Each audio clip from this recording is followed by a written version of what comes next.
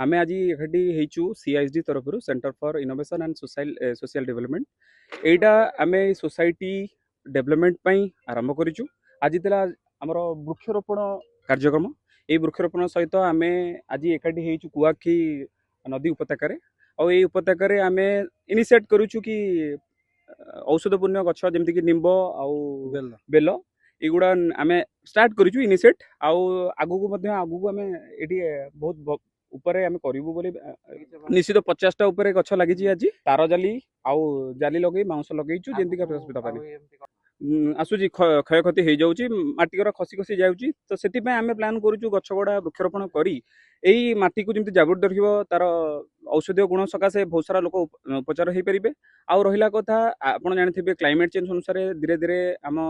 अंगारकाम्ल gas बढ़ुची देखुए global warming सकाशे गरम धीरे धीरे बढ़ुची सो से धीरे धीरे प्रयास करूँ टिके छोट प्रयास आमर रहा सीएचडी तरफ आम छोट प्रयास करूँ आगू बड़ प्रयास करूँ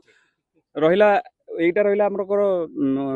कुआखाई नदी उपत्यका आ रहा महानदी काठजोड़ी आम इनिशिएट करूँ आग दिन में बड़ करूँ आउ बड़ आकार आम इनिशिएट करूँ बोली आशा रखीचु। निश्चित भाव में जदि गोटे अनुष्ठान गोटे पदक्षेप नहीं निश्चित भाव में तार सुफल किपर भाव में हो पार निश्चित प्रयास हम एवं आमर ये जो centre for innovation and social development जो कर्मकर्ता मान अच्छा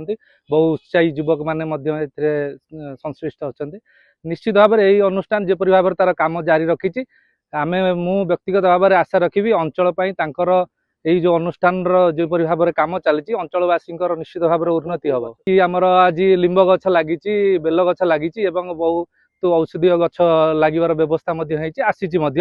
एवं यार रक्षणाबेक्षण किपरि भाव तापाई भी गोटे आमर गोटे प्लान प्रस्तुत होती सीआईएसडी तरफ आज वृक्षरोपण कार्यक्रम आरंभ हो जाइए। आज प्रथम आम बेल आ लिंब की 50टा लगेचु गछ आगु आउरी जारी रहिबो अधिका पूरा कुआखाई टू काठजोड़ी जाए लगे बोली